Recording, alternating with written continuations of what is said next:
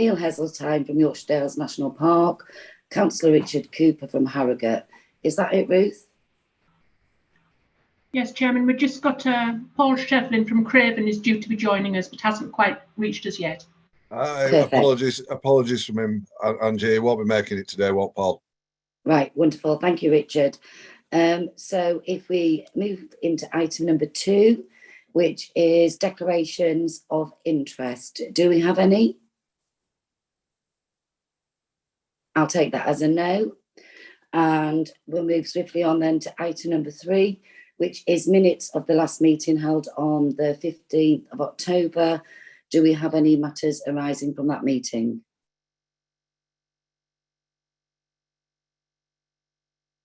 No, I presume we're all in agreement with that. Okay, item number 4. Good afternoon, Wallace. It's over to you, who is going to give us an oral report on Climate Action Plan.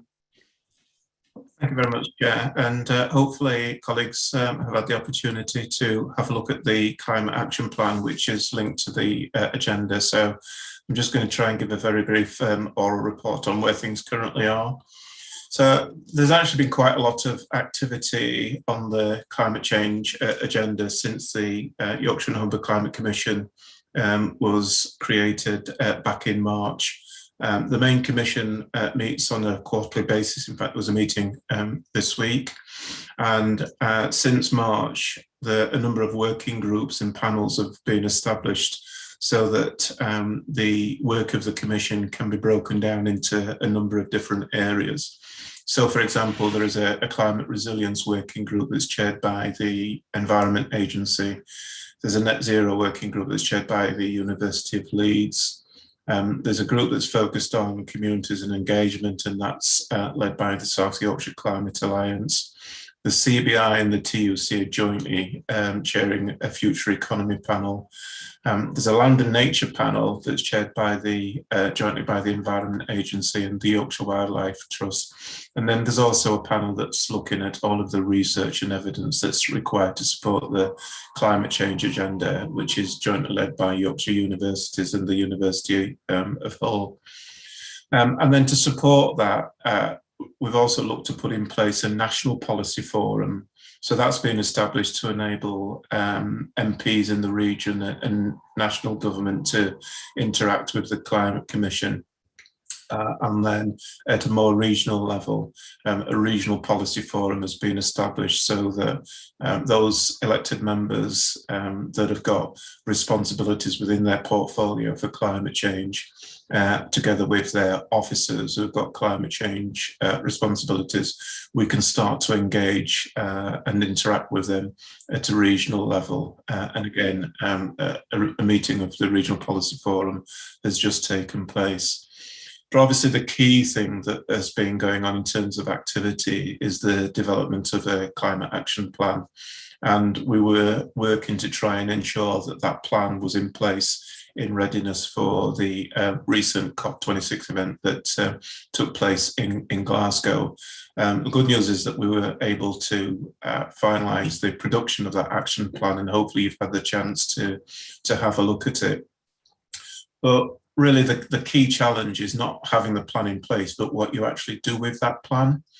It identifies a framework that covers 13 sort of core areas, and then there's a number of detailed actions that sit underneath it. And we had a meeting of the Climate Commission just this week to start to understand how we're going to break down those actions and the areas that the Climate Commission itself can take some responsibility for in terms of driving forward sort of actions and initiatives really to meet the actions within that plan. But also what are other things that really need to be sort of led by other organisations and other sectors.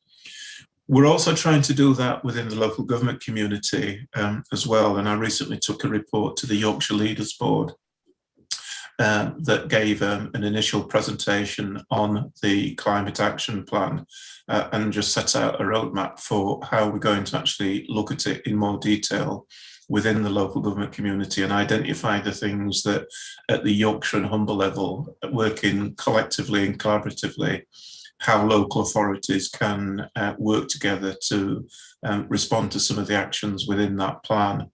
I have undertaken to bring a report back to the Yorkshire Leaders Board sometime in the new year that sets out our response to the action plan and hopefully to get sign up from leaders on the things that we can do working collaboratively to support that agenda. And work is going on around that at the moment, and that was one of the main reasons why we had the regional policy forum just earlier this week to start to try and engage with elected members and officers from all of the local authorities who are involved in that agenda. So it'll start to take shape, I think, early in the new year with a report back to the Yorkshire Leaders Board in due course. And Chair, I'm more than happy to also bring some information back on that to local government North Yorkshire and York as well. The other significant issue is really around how we can ensure that the Climate Commission can be supported and funded over the next couple of years to ensure that the momentum that we've now built up at that regional level isn't going to be lost. So the report that I took to the Yorkshire Leaders Board identified a range of options for how the Climate Commission can be supported and to make sure that as a local government community, we're actually matching the contribution to support the Climate Commission that is coming from other partners as well. And I'm pleased to say that the Yorkshire Leaders Board agreed that we would provide funding support to the Climate Commission for the next 2 years to match the commitment that's being given by other partners. So that's important really, because clearly responding to the climate change agenda isn't just going to be something that we're going to do within the next few months. There is a recognition really that in terms of collaborative activity, it's going to go on for the next few years.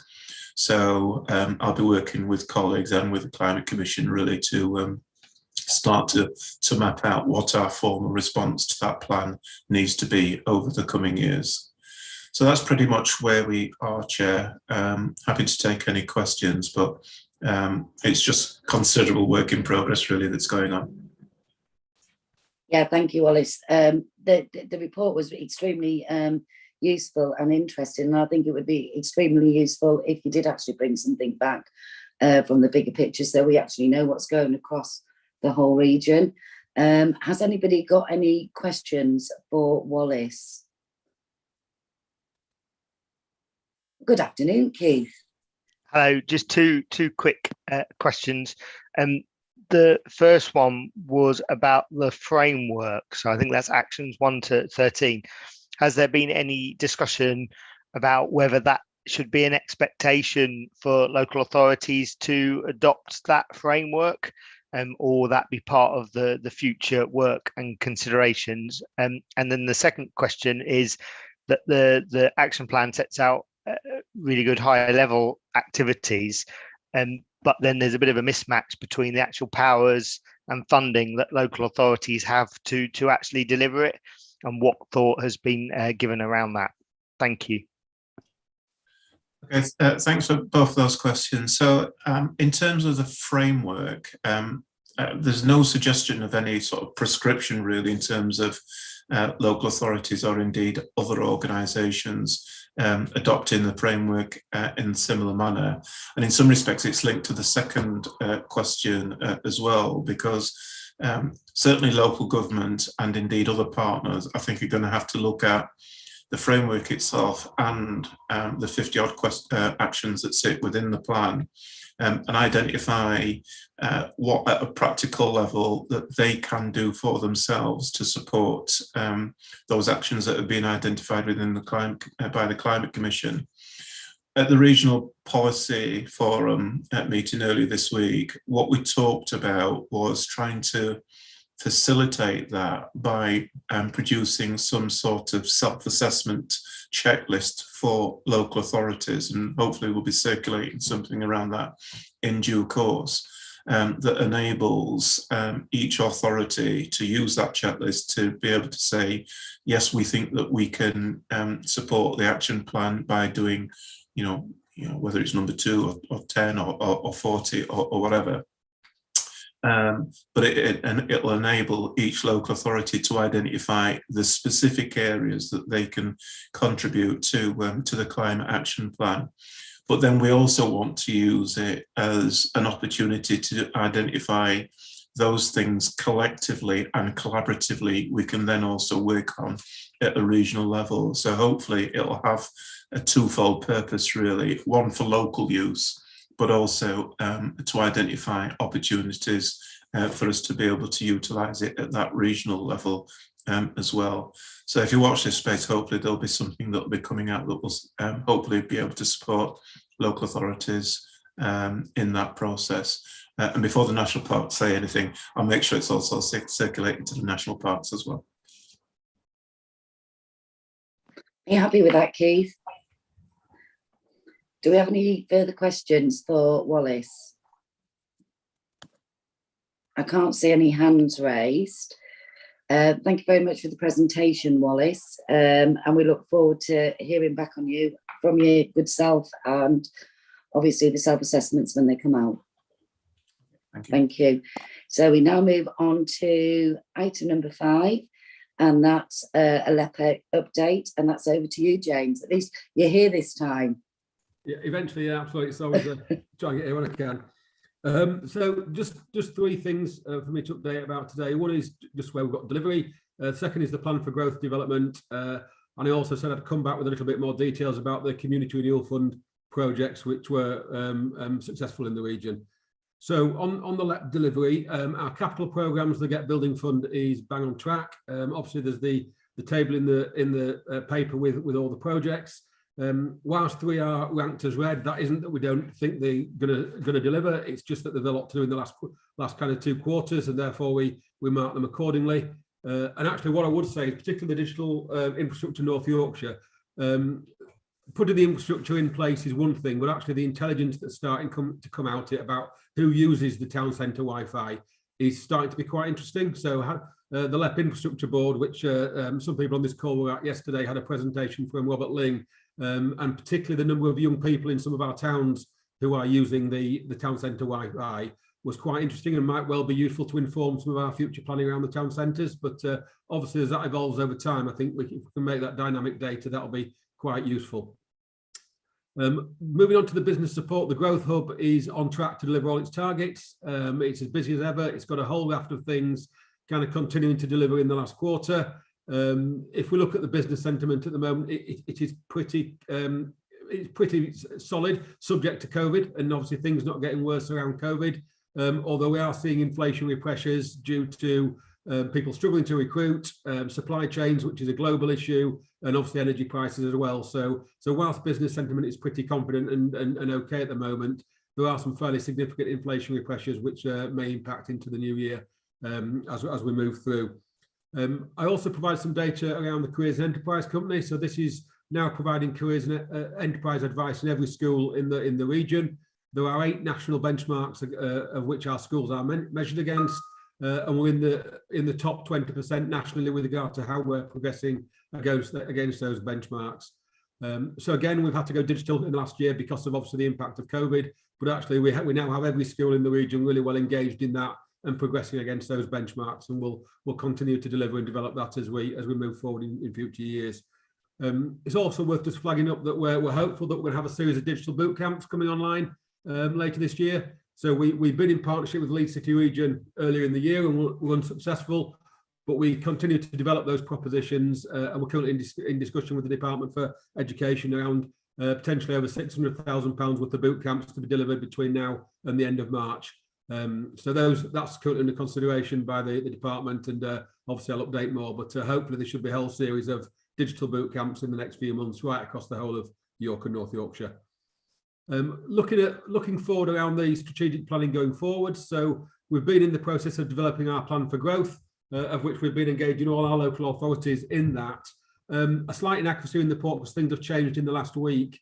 We've actually slipped the deadlines around when it's going to be published.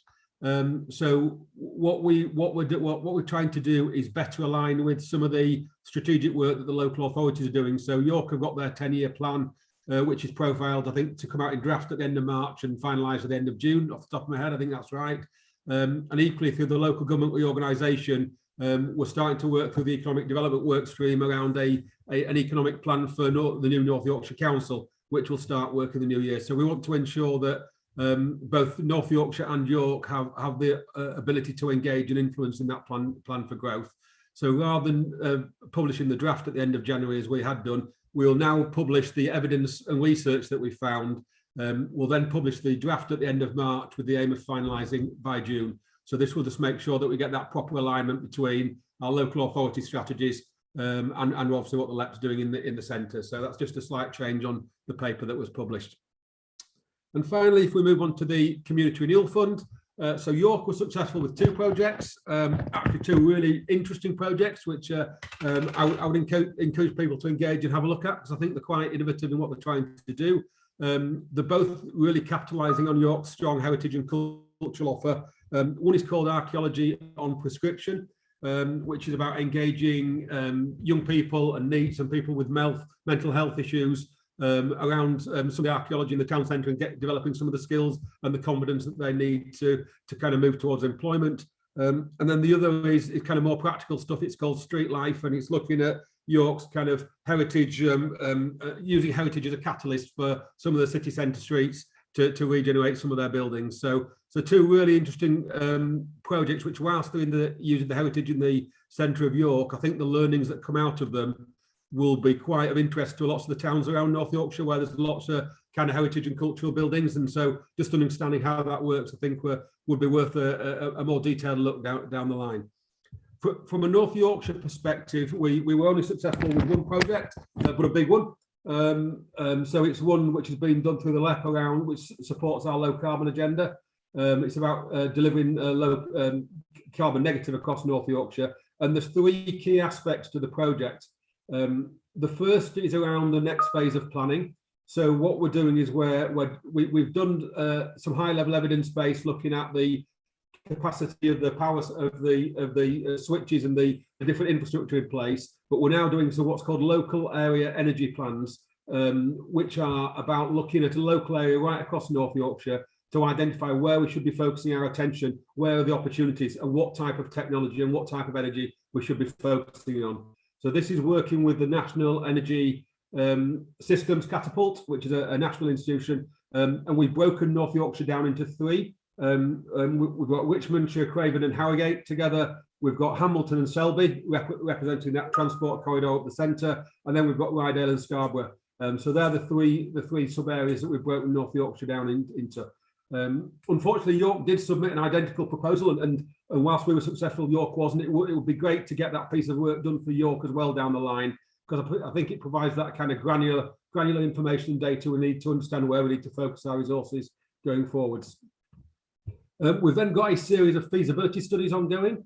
So Richmondshire District Council are leading on behalf of Richmondshire and Scarborough around some community designed transport hubs, carbon negative, carbon zero transport hubs. We're working with the hospitals and the Yorkshire Ambulance Services to look at what we're calling A&EV, which is looking at electric vehicle links to our hospitals in Scarborough and in Selby. And Craven District Council are leading on a piece of work which is doing feasibility studies for development sites across Craven. Again, the learnings that come out of that will hopefully be able to apply it across the wider region. And then finally, there's some investment in buildings. So again, across Scarborough and Richmondshire, we're looking at some of what we call the harder to decarbonise homes. So we're looking at stone-built buildings in Richmondshire and Victorian terrace buildings in Scarborough to understand how we kind of address the kind of the carbon challenge that you get with kind of some of these older, more traditional style of homes. So again, the learning will be quite interesting what comes out of there. We're also doing some work around decarbonising community buildings. And we're just in conversation, but hopefully we'll be working with Community First Yorkshire potentially around how we might deliver some of that work. And then we're looking at Selby and Scarborough hospitals becoming what we call digital twins. So it's working together to understand how they can decarbonise their activities, working jointly across the piece. So collectively, there's £750,000 worth of work going on there, which will happen in the next 6 months. And I think what it's going to provide is some real kind of detailed action plans that we can then take into our local areas and implement going forwards, but also some really interesting learnings from the feasibility and pilot work that we're going to do both across transport and some of our community hubs and some of our buildings and our hospitals. So I think it's quite an exciting programme of work. Obviously, we'll see what comes out in the next 6 months, but happy to take any questions that anyone's got. No, that's absolutely lovely, James. Loads of good stuff going on there. Has anybody got any questions for James?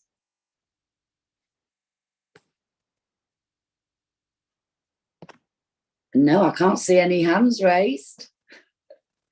Oh, there we go. Richard Brinton. Yeah, thanks, Chairman. Not particularly a question for James, but we often use James's report to talk about devolution, and I missed my chance under the minutes, really, Chairman. So I'm sneaking in here if that's okay. We've probably all picked up on the rumours that have come out around the white paper on levelling up being delayed till the new year, and I just wanted to really relay some of my latest intelligence from recent conversation with civil servants around that, and I think genuine positivity that there could well be an announcement around North Yorkshire and York when the white paper is finally brought forward, that could lead to the start of negotiations with government. And of course, we know that in the structural change order that we've all now seen the final draft around, that there is a clause in there about enabling decision making on a combined authority under the shadow arrangements for the new unitary authority. So clearly, probably some frustration that we aren't moving more quickly, but just to say that, you know, there are some very promising omens of being able to move this agenda forward in the new year. Thank you. Thank you for that, Richard. And I assume you did want that to be public because obviously this is being live broadcasted. That intelligence coming from senior civil servants.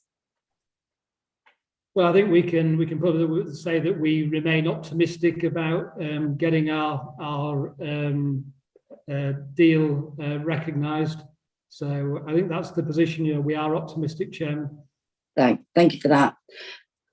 Does anybody else have any further questions? No? Okay, I'd like to thank everybody today for their reports. And we'll move on to item number 6, which is arrangements for future meetings. Our next one is on Friday, the 11th of March at 3 p.m.